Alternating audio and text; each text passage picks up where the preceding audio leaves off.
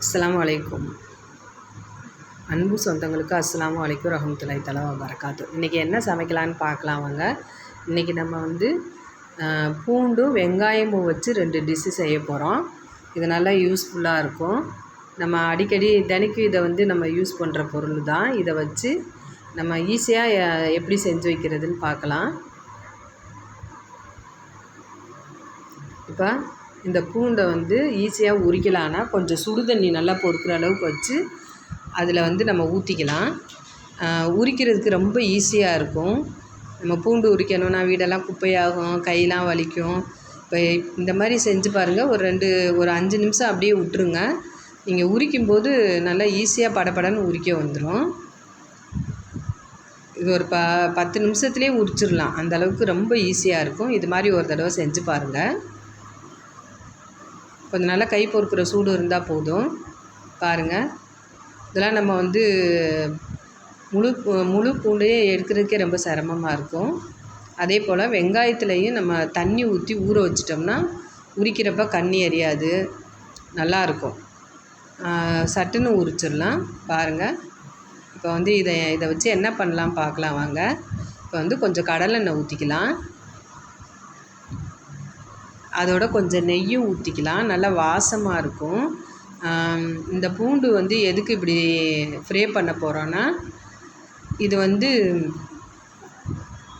வாய்வு உள்ளவங்க, செரிமானம் இல்லாதவங்க, குழந்தைங்களுக்கு ஏதாவது கொடுக்குறா இருந்தால், செரிமானத்துக்காக கொடுக்குறா இருந்தால் இப்படி நெய் ஊற்றி நம்ம பொரித்தோம்னா அந்த பூண்டில் வந்து காரம் இருக்காது.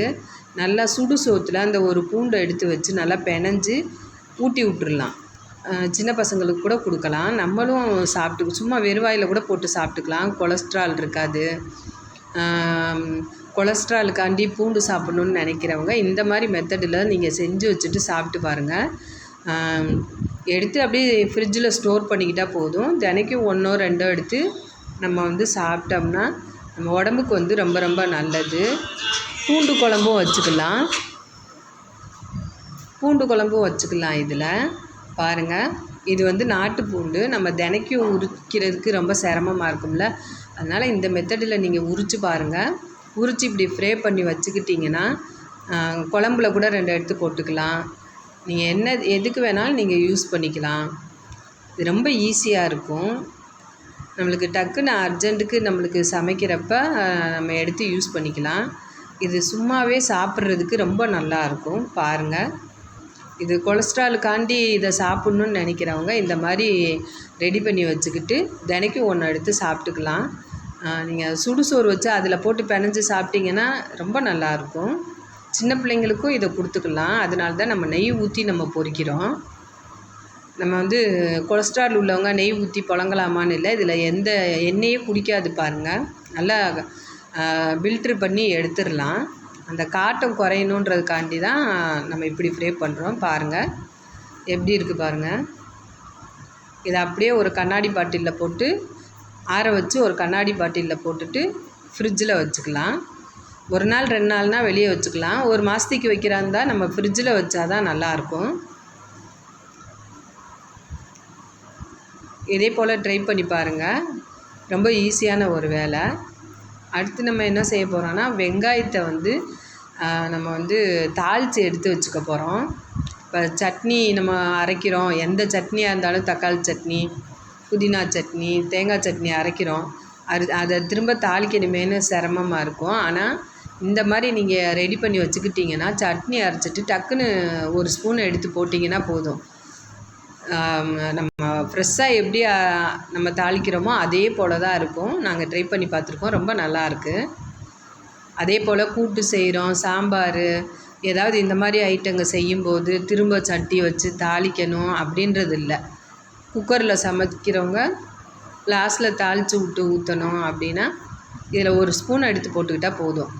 நம்ம எண்ணெய் மட்டும் அந்த குழம்பு கொதிக்கையில் ஊற்றுனா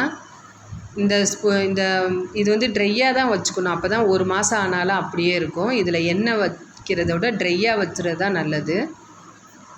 இது ரொம்ப ஈஸியாக இருக்குது. பாருங்கள், நாங்கள் கூட்டு வச்சுட்டு அதில் 1 ஸ்பூன் எடுத்து போட்டுட்டோம்.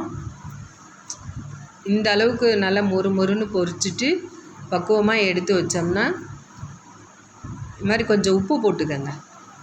வெங்காயத்துக்கு வந்து கொஞ்சம் உப்பு போட்டிங்கன்னா அந்த ஈரப்பதத்தை எடுத்துரும் சீக்கிரம் மொறு மொறுன்னு ஆயிரும். ரொம்ப ஈஸியாக ரொம்ப யூஸ்ஃபுல்லாக உள்ள ஒரு சமையல் தான் இன்றைக்கி. பாருங்கள், யாரும் இந்த மாதிரி ஒரு டிப்ஸு சொல்லி தந்திருக்க மாட்டாங்க. இது ரொம்ப ரொம்ப இந்த சட்னி வகைகளுக்கு ரொம்ப நல்லா இருக்குது. அவ்வளோதான், நம்ம இதுலேயே எல்லாத்தையும் ஒன்றா போட்டு பொரிச்சுக்கலாம். இப்போ வெங்காயத்தை ஃப்ரை பண்ணி எடுத்துட்டோம். அடுத்து நம்ம கருவேப்பிலையும் பாருங்கள், கருவேப்பிலை வந்து அந்த பச்சை கலர் மாறாமல் அப்படியே இருக்கும். நல்லா இந்த மாதிரி ஃப்ரெஷ்ஷான கருவேப்பிலை வாங்கி நல்லா கழுவிட்டு தண்ணிலாம் நல்லா தொடச்சி எடுத்துகிட்டு பாருங்கள் எப்படி இருக்குது பாருங்கள்.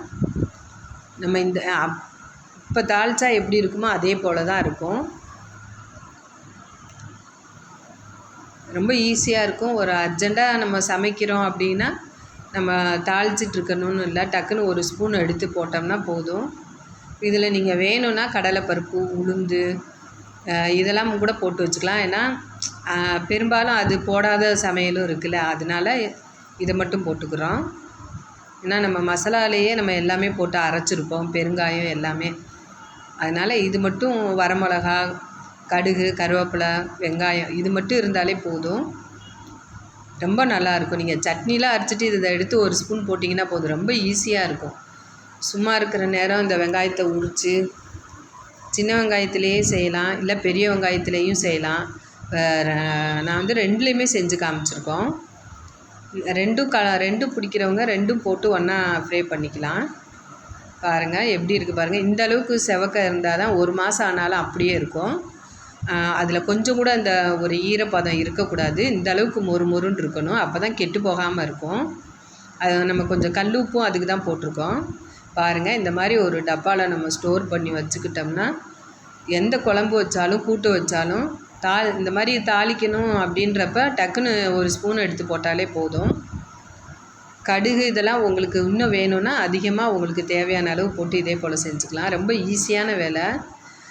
இது ஏன் செய்கிறோன்னு நினைக்காம நீங்கள் செஞ்சு வச்சுட்டு யூஸ் பண்ணுறப்ப தான் தெரியும் இது எவ்வளோ ஈஸியாக இருக்குதுன்னு.